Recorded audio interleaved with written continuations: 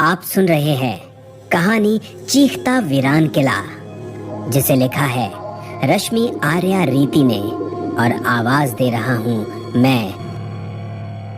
सैनिकों, दुर्ग के कपाट बंद कर दिए जाएं। जल्द ही एक और टुकड़ी भेजो। दुश्मनों ने हमला बोल दिया है, जल्दी करो। महाराज दुष्यंत सिंह ने युद्ध के लिए तैयार होते हुए अपने सैनिकों को आदेश दिया। महाराज की जय हो। महाराज, डाकुओं ने हमारे किले को चारों तरफ से घेर लिया है और पास के ही राज्य ने उनसे साझा करके अपनी ओर कर लिया है। यदि यही हाल रहा तो कुछ ही देर में वो हमारे दुर्ग में प्रवेश कर जाएंगे। उनके पास बहुत से विदेशी हथियार, गोला बारूद भरा पड़ा है। महाराज दुष्यंत सिंह के सेनापति सोम सिंह बोले, अब क्या करेंगे पिताश्री? हमारी आधी से ज्यादा सेना तो काबुल पर चढ़ाई करने के लिए जा चुकी है। लगता है अब सब कुछ हमें ही करना पड़ेगा। महाराज दुष्यंत सिंह के एक पुत्र ने कहा, हाँ पिताश्री, बड़े भाई सही कह रहे हैं। हम सब युद्ध के लिए तैयार हैं। अपने बड़े भाई की बात सुनकर दुष्यंत सिंह के 3 और पुत्र एक साथ बोल पड़े, विजयी भव पुत्रों, हमें अपने पुत्रों पर गर्व है, लेकिन वो तुम्हारी कुलक्षणी चचेरी बहन और तुम्हारा वो चचेरा भाई दोनों ही इस फसाद की जड़ हैं। हमने कहा था तुम्हारी माँ से कि उस लड़की को पैदा होते ही मार देना, लेकिन तुम्हारी माँ सा ने एक ना सुनी। उसके पैदा होने के कुछ दिन पहले ही हमारे कुल पंडित ने यह भविष्यवाणी की थी कि ये लड़की कुल घातिका होगी, और देखो आज यही हुआ। हमारे खानदान की वो कुलक्षणी लड़की एक डाकू के लड़के के साथ भाग गई, और इसमें साथ दिया आपके चचेरे भाई सौभद्र ने। एक नफरत के साथ महाराजा दुष्यंत सिंह बोले, आप चिंता ना करें पिताजी। हमने उस डाकू लड़के और उस पूरे डाकू गिरोह पर हमला कर आधे से ज्यादा लोगों को मौत के घाट उतार दिया था। ये तो बस बचे कुछ लोग ही हैं। दुष्यंत सिंह का मंझला पुत्र बोला, ये सब उसी के श्राप का परिणाम है महाराज। कहा था हमने आपसे कि वो जैसा जीना चाहे वैसे जीने ले दीजिए, लेकिन नहीं, आपने हमारी दुशाली को मरवा डाला था। रोते हुए महाराज की पत्नी शैलजा ने कक्ष में प्रवेश किया। आपने हमारा मुंह तो बंद करवा दिया, लेकिन उसके श्राप से नहीं बच पाओगे। हमें आज भी याद है वो दिन महाराज, जब दुशाली हमारा आशीर्वाद लेने आई थी, लेकिन आपके और आपके इन चारों पुत्रों ने हमारी पुत्री और दामाद को मौत के घाट उतार दिया। उस दिन उसकी आंखों में हमने बहुत क्रोध देखा था, और मरते हुए उन्होंने श्राप दिया था कि ये अच्छा नहीं किया आपने। आप लोगों ने हमें कभी प्यार दुलार नहीं दिया, और जब हमने शादी कर ली तो वो भी आपको मंजूर ना था। हमारी ही आंखों के सामने हमारे पति को मार डाला।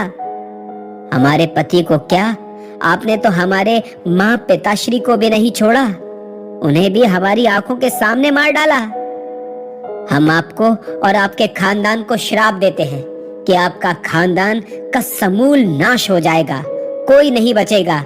ये दुर्ग, ये किला वीरान हो जाएगा, यहाँ कोई वास नहीं कर पाएगा, और आप सबकी रूह भी कभी मुक्त नहीं हो पाएंगी, कभी नहीं।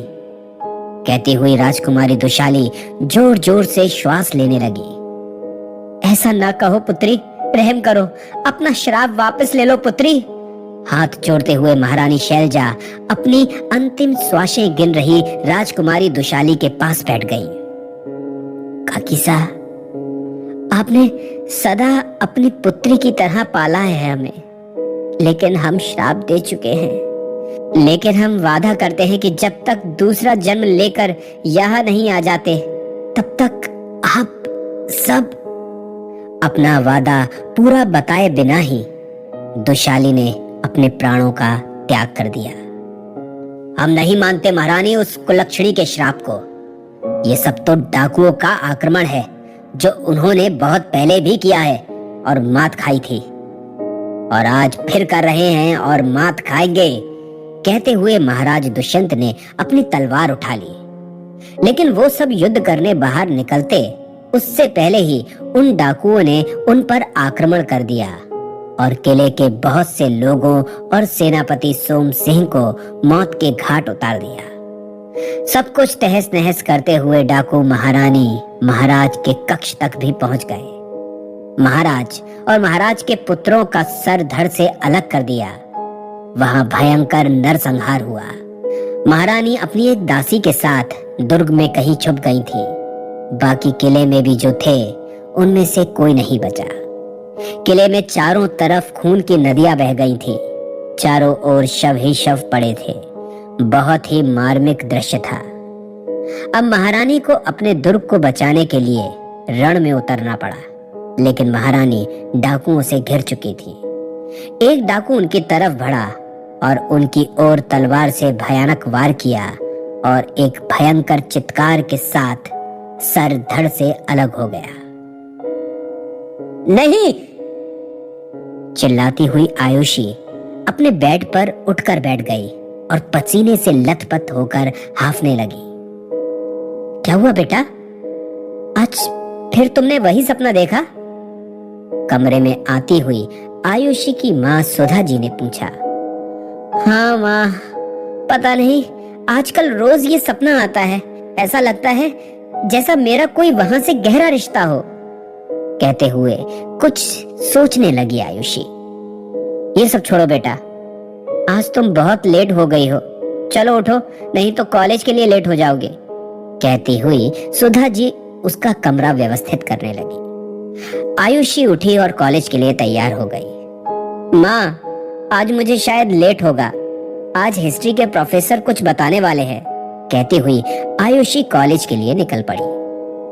दोपहर में बहुत तेज आवाज के साथ घर का दरवाजा खुला और धड़धड़ाती हुई आयुषी गुस्से में घर के अंदर आई और अपना बैग पटक कर वही सोफे पर बैठ गई। समझती क्या है वो अपने आप को? बोलती तो ऐसे है जैसे खुद ही हिस्ट्री की प्रोफेसर हो। गुस्से में सोफे पर बैठी आयुषी बड़बड़ा रही थी। क्या हुआ बेटा, तुम गुस्से में क्यों हो? आयुषी के लिए खाना लगाते हुए सुधा जी बोली। मम्मा, मुझे चंबल घाटी जाना है। गुस्से में आयुषी बोली। क्या? चंबल? चंबल घाटी? तू जानती है तू क्या बोल रही है? बेटा, वहां डाकू रहते हैं। नहीं, मैं तेरे को नहीं जाने दूंगी। हैरानी से देखती हुई सुधा जी बोली। अरे माँ, मुझे जंगलों में नहीं, वहां के दुर्ग देखने जाना है और मेरे साथ मेरे कुछ दोस्त भी जा रहे हैं। प्लीज माँ, जाने दो ना। मेरी अच्छी माँ, मेरी प्यारी माँ। कहते हुए आयुषी अपनी माँ को मनाने लगी। अरे बस बस, अपनी माँ को मक्खन मत लगा। जाकर तैयारी कर ले। मुझे पता है तू मानने वालों में से तो है नहीं। जा। कहती हुई सुधा जी अपनी बेटी को देखकर मुस्कुराने लगी। दूसरे दिन सब निकल पड़े चंबल घाटी की ओर। सबने वहां एक गाइड लिया जो उन लोगों को वहां अच्छे से घुमा सके और सब किलों के बारे में बता सके। वहां बड़े बड़े राजमहल, किले, लाल पत्थरों से बनी हुई दुर्ग, बड़ी बड़ी छतरियां, खूबसूरत मंदिर, बड़ी बड़ी बावड़ियां यहाँ की भव्यता को उजागर कर रही थी। सब बहुत खुशी से उन्हें देख रहे थे कि अचानक इन सब के दाईं ओर उजाड़ में एक बहुत बड़ा सा लेकिन वीरान किला आयुषी को नजर आया। अरे वो क्या है वहां? आयुषी ने सवालिया नजरों से देखते हुए गाइड से पूछा। वो महाराज दुष्यंत सिंह का किला है, जहां कई वर्षों पहले यहाँ के डाकुओं द्वारा भयंकर नरसंहार हुआ था। अभी हम वहां चलेंगे। इस किले की भव्यता ऐसी है मानो जैसे हम स्वर्ग में उतर आए हों। लेकिन यहाँ शाम के बाद जाना मना है, क्योंकि कहा जाता है कि यहाँ कुछ भटकती रूहों का निवास है जो उस भयंकर नरसंहार में मारी गई थी। कभी कभी तो ये किला दर्द भरी चीखों से गूंज उठता है, जैसे ये वीरान किला अपनी दास्तां बताने के लिए चिल्ला रहा हो। गाइड ने सबको वहां की हिस्ट्री बताते हुए कहा। सबके चेहरे पर एक डर सा छा गया था। सब जगह घूम लेने के बाद शाम हो गई, जिसके कारण वो लोग उस वीरान पड़े किले में नहीं जा पाए थे। आयुषी को बहुत बेचैनी सी हो रही थी, क्योंकि उसे इन सब में बहुत दिलचस्पी थी। वो वहां जाने को बहुत बेचैन थी। दूसरे दिन आयुषी बहुत जल्द ही तैयार हो गई थी। आखिर उसके इंतजार की घड़ियां खत्म हो गई थी। गाइड आज उन्हें वो वीरान किला दिखाने के लिए ले जा रहा था। सब चल पड़े किले की ओर। सब खुश भी थे। सबने फोटोज क्लिक करने के लिए कैमरे थाम लिए, लेकिन आयुषी सिर्फ किले की ओर देखती जाती हुई आगे बढ़ती जा रही थी, जैसे किसी ने उसे सम्मोहित किया हुआ हो। जैसे ही आयुषी ने किले की चार दीवारी में प्रवेश किया, वैसे ही वहां तेज हवा चलने लग गई। किले की चार दीवारी अपनी मार्मिकता की करुण कहानी कह रही थी। आज भी वहां भयंकर रूप से हुए नरसंहार के निशान दिखाई दे रहे थे। बहुत से पर्यटक वहां घूम रहे थे। आयुषी और बाकी दोस्त किले की कलाकृति देखकर खुश हो रहे थे। आयुषी किले के ही कक्ष के एक दरवाजे की नक्काशी देख रही थी कि अचानक उसके कानों से तेज सनसनाहट के साथ हवा गुजरी। आयुषी चौंक गई। उसे लगा जैसे कुछ तो था। वो थोड़ी और आगे बढ़ी, लेकिन आयुषी अभी भी वहीं खड़ी थी। हमें पता था आप आओगी, जरूर आओगी।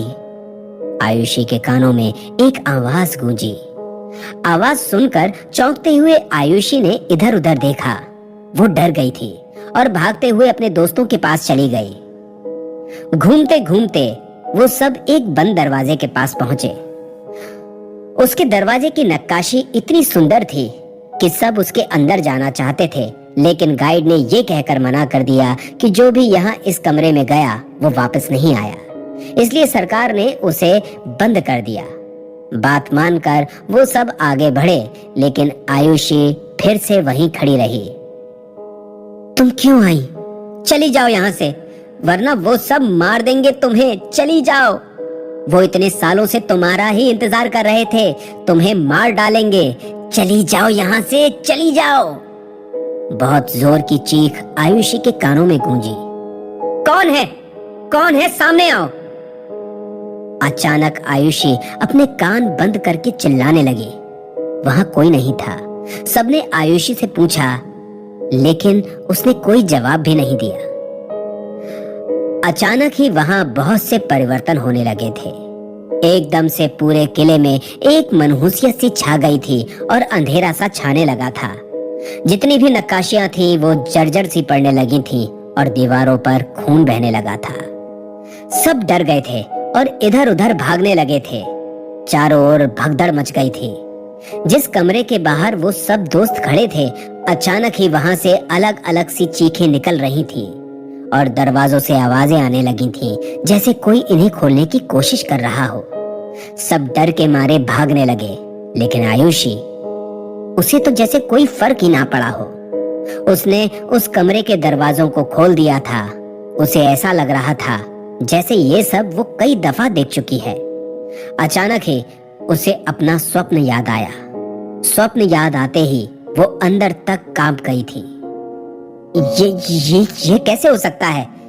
कहते हुए आयुषी पूरे किले को देखने लगी।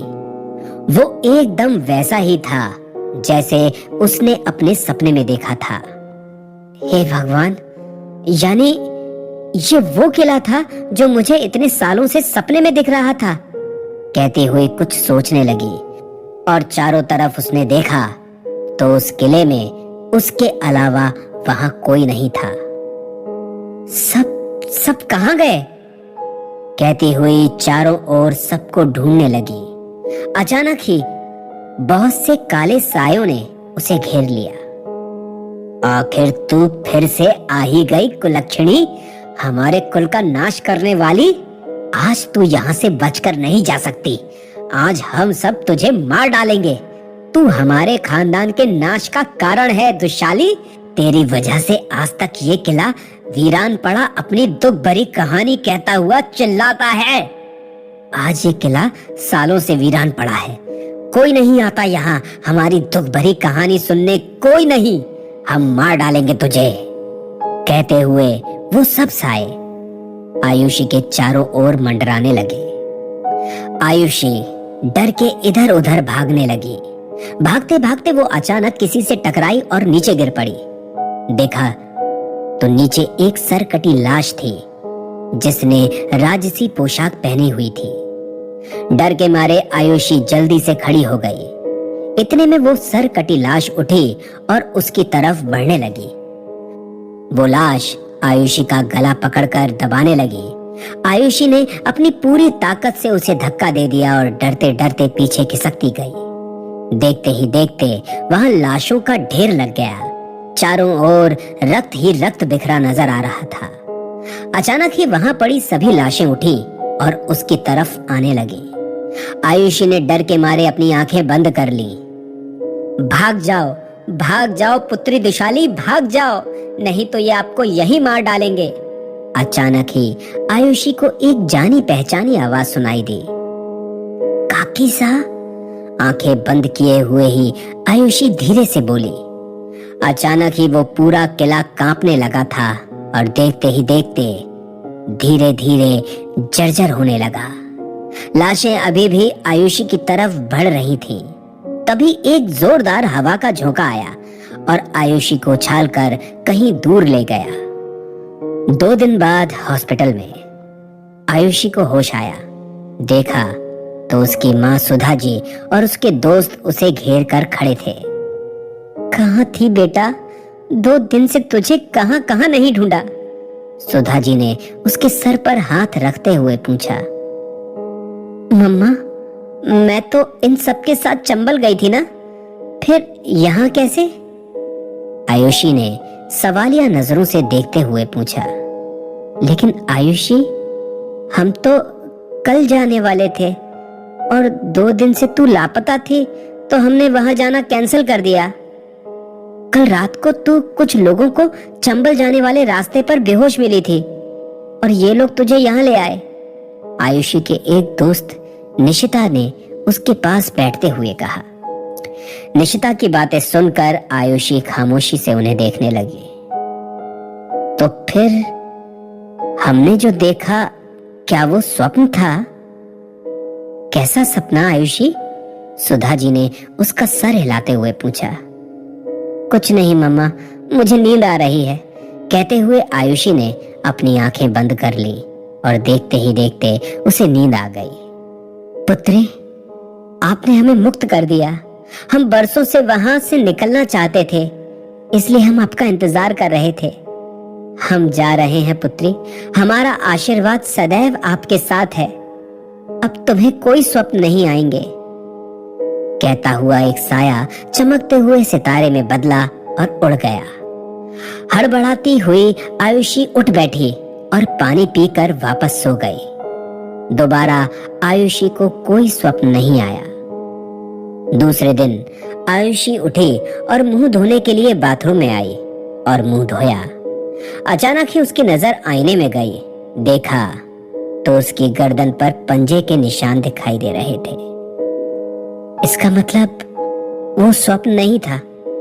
परेशान सी आयुषी उन निशान को देखती हुई बड़बड़ाई। जब वो बाहर आई तो उसकी नजर आज के अखबार पर पड़ी, जहां वही चंबल घाटी के किले की तस्वीर थी और वहां लिखा था कि बरसों पुराना वो वीरान किला जो चीख चीख कर अपनी दास्तां सुनाता था, आज वो धराशायी हो गया।